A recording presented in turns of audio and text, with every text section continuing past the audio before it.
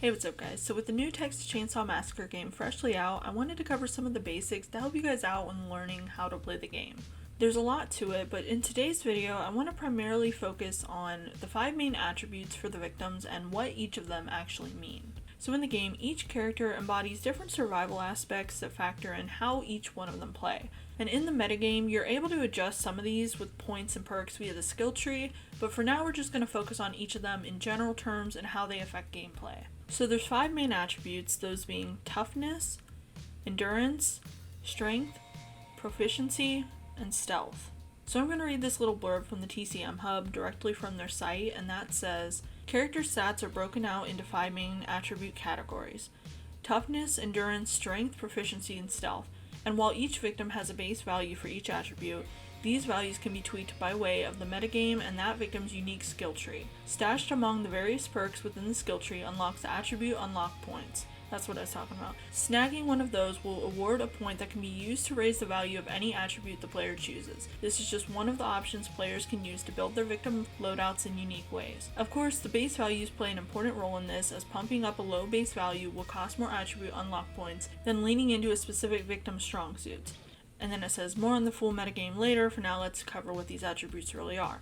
So with that being said, let's get into the details of each one. So this is also directly from the hub. I just felt like this was going to be the easiest way to explain it than trying to come up with my own way to, word it. So toughness. Toughness is not to be confused with strength. True toughness is fortitude, built from character, and in the Texas Chainsaw Massacre, it's not simply a health pool. While toughness does help you sustain more damage before becoming incapacitated, it also shortens your recovery time, giving you a higher all-around survivability. But yeah, this is basically what Anna's ability revolves around.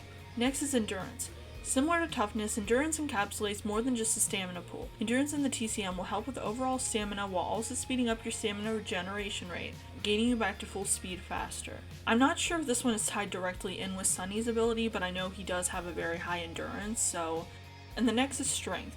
Strength determines how effective a victim is at confronting family members. Strength can alter the stun effect duration for actions such as sneak attacks, grappling in close encounters, and bursting out of hiding spots. Strength also assists victims in certain interactions like escaping restraints, opening crawl spaces, and turning off the generator. This one definitely ties in with Leland. He is definitely the bronze of the group.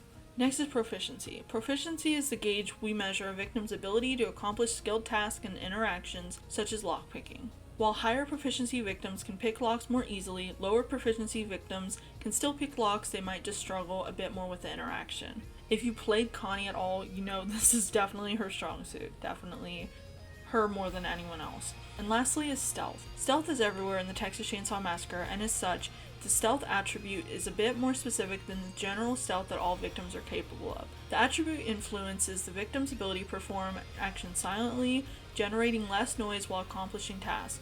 This does not, however, affect the general stealth used in game, such as hiding from family members and staying in the shadows. So having high proficiency in stealth, those two work really well together, just as strength, endurance, and toughness work together. At least that's how it appears. And then it says, while all of our victims have their strengths and weaknesses, players have access to the full metagame, which can be extremely powerful in terms of customizing your loadouts to feel unique and play the way that you would like to.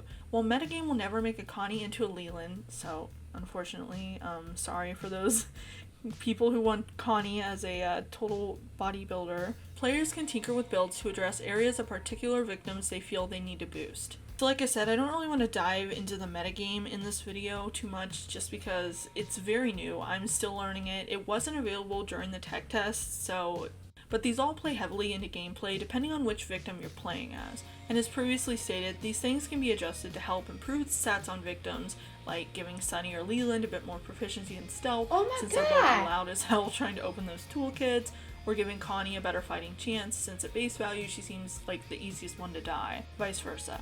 Or simply just rounding out a character better, which starting out I think that might be a little bit more ideal.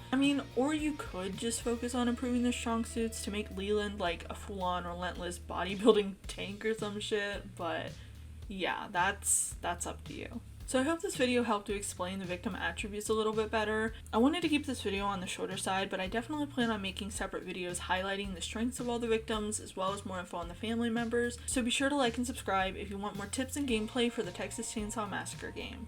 And with that, that's all for this video. Thanks so much for watching, and I'll see you next time.